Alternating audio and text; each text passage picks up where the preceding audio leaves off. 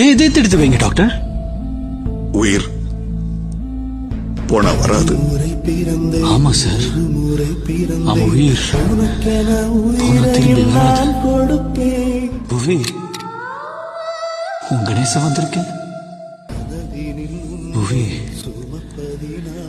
நீ கண்ணை திறந்து பார்க்கும்போது நான் எதிர இருக்க மாட்டேன். ஆனா இங்க இருப்பேன். உன் கண்ணில இருந்து ஒரு துளி கண்ணீர் வந்தா கூட நான் செத்து போயிட்டுதான் அர்த்தம்.